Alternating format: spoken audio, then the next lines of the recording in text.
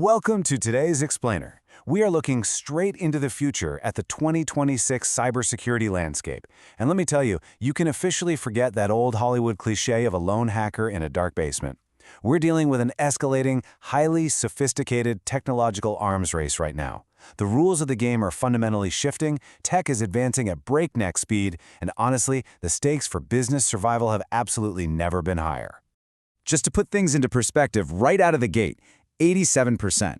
Right now, a staggering 87% of organizations report that AI vulnerabilities are their fastest growing risk. I mean, think about the irony there for a second. The exact same technology that's meant to completely revolutionize our business efficiency is currently the #1 door being aggressively kicked open by attackers. Here's our roadmap for today. We're going to start with the 2026 cyber landscape, then look at AI as both a weapon and a shield. Next, we'll cover geopolitics and supply chains, followed by our main focus, the post-quantum threat, and finally, building cyber resilience. Okay, let's dive into this. Section 1. The 2026 cyber landscape, a strategic business imperative. So, cybersecurity has completely moved out of the IT basement. It is now the essential foundation for just keeping the lights on. Now, what's really interesting about this slide is how deeply interconnected all these massive threats have become. You've got AI and Agentic AI creating these sprawling new attack surfaces, which means you have to invest in defense and strict governance. Then you've got geopolitics fueling state-sponsored attacks, which forces stronger compliance. Supply chains are highly vulnerable, meaning you desperately need resilient vendor networks. And looming over literally all of this is the post-quantum threat, an impending encryption collapse that forces a total shift to quantum-safe cryptography. Every single one of these trends feeds directly into the others. You can't just fix one. You need a unified strategic response. Section 2. AI, weapon and shield, the double-edged sword. Stepping right onto the front lines of this cyber arms race, we're seeing that AI is being aggressively weaponized. Attackers aren't just sitting around writing static code anymore. They're using generative AI to create incredibly convincing deepfake fraud, automated mass-scale phishing, and adaptive malware that literally rewrites its own behavior on the fly to avoid getting caught. It's totally relentless. So, to survive this, defenders are forced to use AI as their shield, because let's be real, the absolute only way you're going to spot an adaptive, automated AI attack is with real-time AI-powered anomaly detection. You literally have to fight fire with fire. And this actually brings us to a specific and frankly alarming warning from Gartner about the rapid rise of agentic AI. We're talking about autonomous AI agents operating directly inside our workplaces.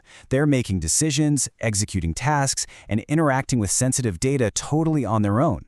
But the problem is, by doing that, they are creating entirely new, unmanaged attack surfaces. It's becoming a massive blind spot for most organizations right now. We definitely can't just watch this unfold and do nothing. The steps we need to take are urgent, and they're pretty clear. First, you have to enforce strict AI governance frameworks to put some essential guardrails around these autonomous agents. Second, implement updated incident response playbooks that specifically account for AI-driven breaches. And third, actively mitigate the unique risks you take on the second you hand the workplace keys over to autonomous AI. Section 3. Geopolitics and supply chains, structural vulnerabilities.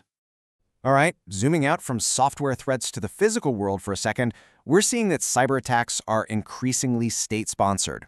Hostile nations are deliberately targeting critical infrastructure, and they're exploiting the opacity of massive, complex supply chains to do it. Because so many companies rely on the exact same handful of vendors, which we call concentration risk, these vulnerabilities are heavily amplified. A single weak link can take down a whole ecosystem. Surviving this kind of threat requires deep, real cross-industry collaboration. And hey, if you're wondering why this matters so much at the top level, here is a vital reminder. Boards and executives are now being held legally accountable for compliance failures. Regulatory volatility right now is intense, and non-compliance means incredibly heavy penalties. This isn't just about a bad PR day for a company anymore. It is about personal, legal accountability for leadership if these structural vulnerabilities get ignored. Let's move to and see how this builds into Section 4, the post-quantum threat, the ticking time bomb. This brings us to the absolute climax of our explainer today. If you take away just one thing, understanding why post-quantum cryptography matters is the most vital step for protecting any organization's future.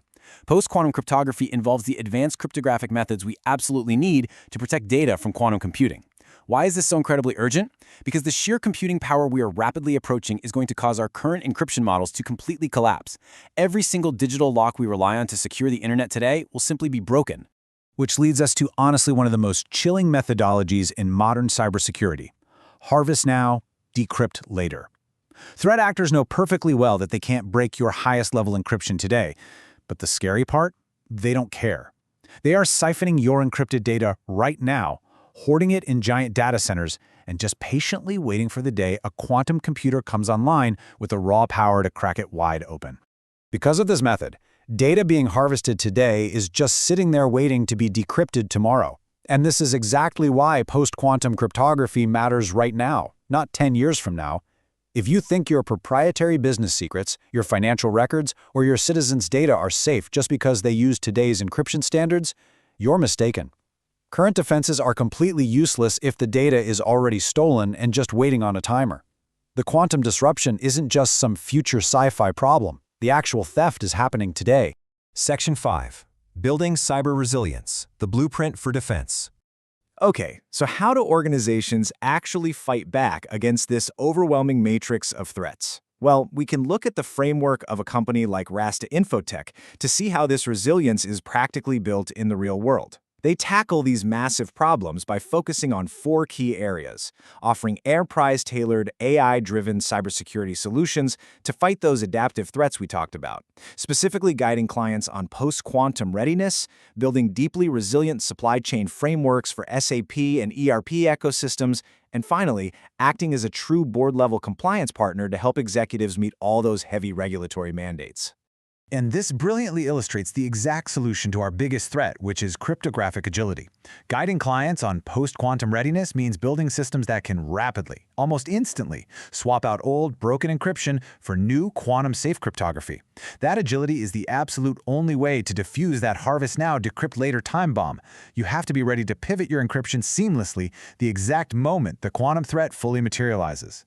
So, the crucial point is that it all comes down to embedding 3 core pillars: AI governance, quantum-safe cryptography, and resilient supply chain security.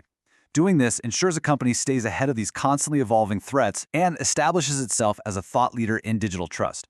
These pillars, they aren't optional anymore. They are the absolute foundation of survival and trust as we head into 2026. I want to leave you with a final provocative thought to really anchor what we've learned today. If your data is harvested today, will it be safe tomorrow? When quantum computers finally break traditional encryption, what happens to the secrets you lost yesterday? The cyber arms race isn't waiting for anyone, and the time to future-proof your data is right now. Thank you so much for joining me for this explainer. Stay resilient out there, and I'll catch you next time.